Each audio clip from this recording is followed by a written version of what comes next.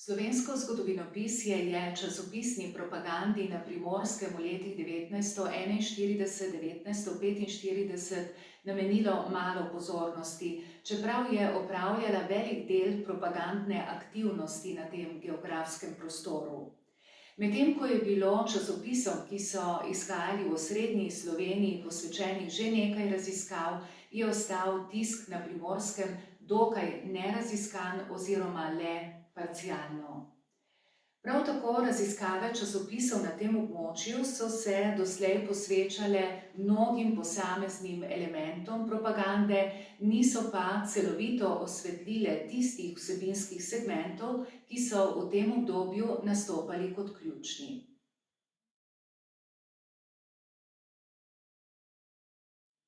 Glavni namen moje raziskave je bil predstaviti časopisje v tem časovnem obdobju na Primorskem s posebnim poudarkom na načinu in vsebini njegovega poročanja.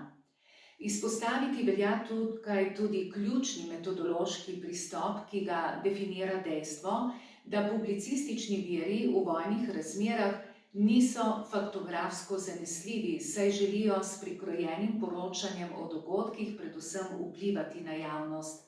In v obdobju, ki sem ga raziskovala, je bila vloga propagande na eni strani in cenzure na drugi velikega pomena. Zato sem poskušala tudi odgovoriti na vprašanja, katere vzvode, idejne kontekste in ideološke vsebine je uporabljala propaganda posameznih političnih in vojaških taborov in kako je nagovarjala ciljno publiko.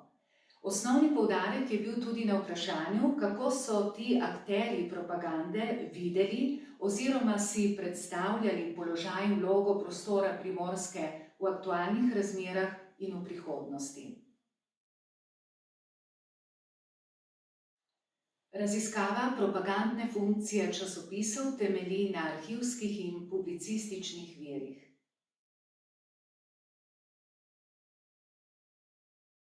Primorsko sem izbrala, ker je bila zaradi dolgoletne fašistične represije v posebnem položaju. To so izkoristile različne idejne in politične skupine, ki so imele politične in vojaške interese na tem območju.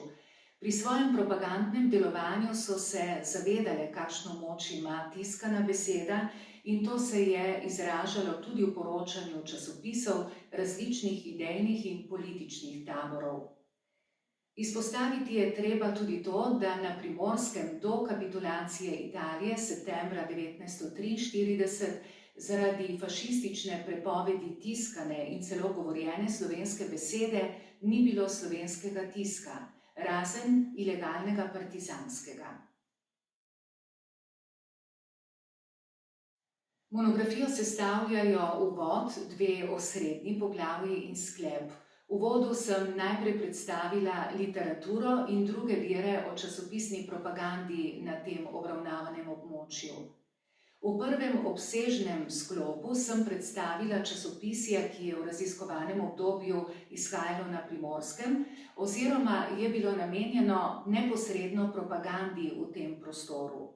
Italijanski režimski in nemški okupatorski tisk, kot tudi koncepte, ki jih uveljavljata nasprotujoča si slovenska politična in ideološka tabora, partizanski in domobranski.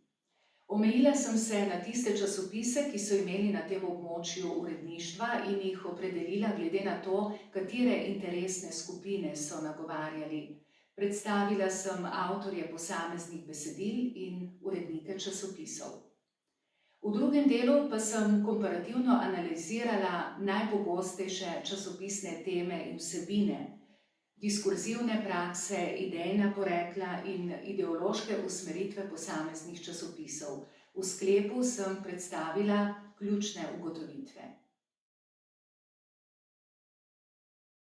Glavne ugotovitve so, da je tisk na raziskovanem območju bil namenjen politični propagandi, ki je imela za cilj pridobivanje privržencev, mobilizacijo potencialnih sodelavcev in odvračanje od nasprotnih idejnih taborov. Propagandni prijemi vseh v vojno vpletenih strani na Primorskem so zasledovali politične, vojaške in ekonomske interese na tem območju. In pri tem so strani drugo obsojale in obtoževale za oboroženi spopad in vse druge družbene probleme.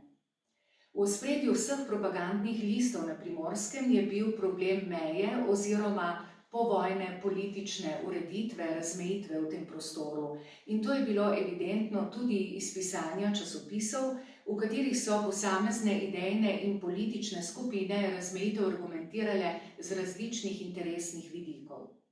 V tem kontekstu velja opozoriti na specifično vlogo Trsta, narodnostno mešanega mesta, predvsem zaradi njegovega strateškega položaja in pristanišča.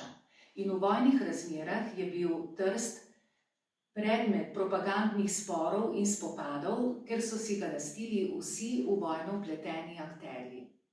Za konec naj dodam, da obravnavana tema ostaja še vedno aktualna, tako kot so aktualna ideološka razhajanja v današnji Sloveniji. Pa tudi pregled medvojnih časopisov na Primorskem je pokazal na propagandne prijeme, ki so aktualni tudi v današnjem času.